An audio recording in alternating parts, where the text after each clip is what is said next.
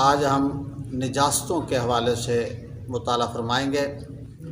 نجاست کی دو قسمیں، ایک نجاست غلیظہ ہے اور ایک نجاست خفیفہ ہے۔ نجاست غلیظہ کا حکم یہ ہے کہ اگر کپڑے یا بدن میں 1 درہم سے زیادہ لگ جائے تو اس کا پاک کرنا فرض ہو جاتا ہے۔ اگر وہ بے پاک نماز اگر اس نے پڑھ لی، پہلی شروط تو یہ ہے کہ اس کی نماز ہوئے گی نہیں۔ اگر اس نے قصداً پڑھی تو وہ گناہ گار بھی ہوا، اور اگر بانیت استخفاف ہے تو کفر ہوا۔ اگر درہم کے برابر ہے تو پاک کرنا واجب ہے۔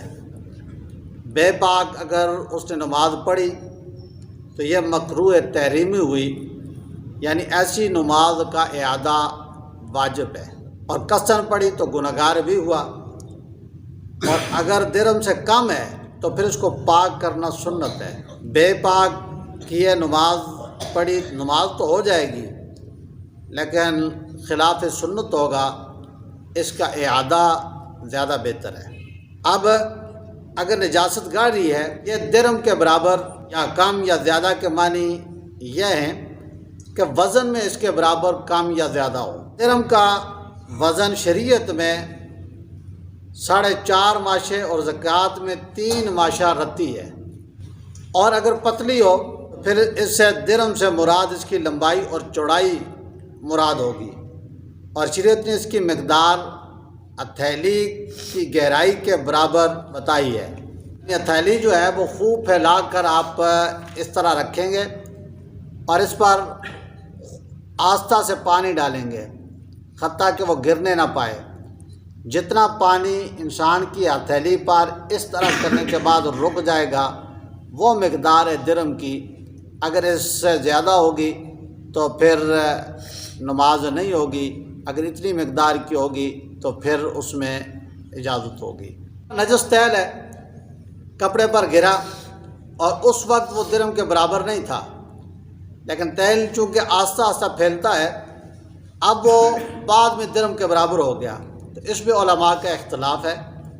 راجح قول یہ ہے کہ اس کا پاک کرنا واجب ہے، اس کو دھونا۔ ناپاک تیل جو گرا درہم کی برابر ہو گیا، اس کا دھونا، اس کا پاک کرنا لازم ہے۔ نجاست خفیفہ کا حکم یہ ہے کہ کپڑے کا حصہ یا بدن کے جس عضو میں لگی ہو اس کی چوتھائی سے کم ہو۔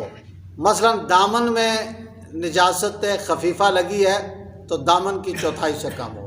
اگر آستین پہ لگی ہے تو آستین کی کم ہو چوتھائی سے۔ یوں ہی ہاتھ میں لگی ہوئی ہے تو ہاتھ کی چوتھائی حصے سے کم ہو تو معاف ہے۔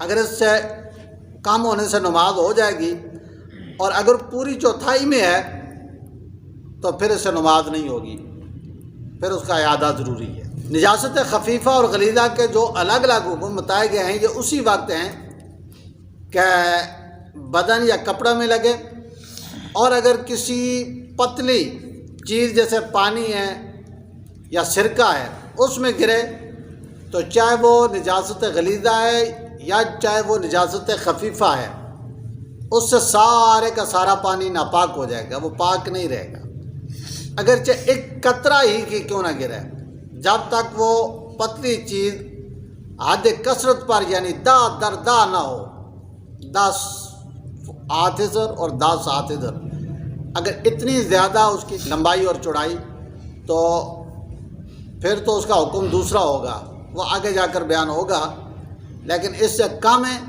تو ایک قطرے سے بھی وہ سارے کا سارا پانی وہ ناپاک ہو جائے گا، وہ پاک نہیں رہے گا۔ خاص طور پر جو گھروں میں دوستوں نے کتے وغیرہ پال کر رکھے ہوتے ہیں، وہ اس بات کا لحاظ نہیں رکھتے۔ کتے کا لعاب جو ہوتا ہے وہ نجاست غلیظہ میں شامل ہے۔ چمگادڑ کی بیٹ اور پیشاب دونوں پاک ہیں۔ جو پرندے حلال اونچے اڑتے ہیں جیسے کبوتر ہے، مینا ہے، مرغابی ہے، ان کی بیٹ پاک ہوتی ہے، وہ ناپاک نہیں ہے۔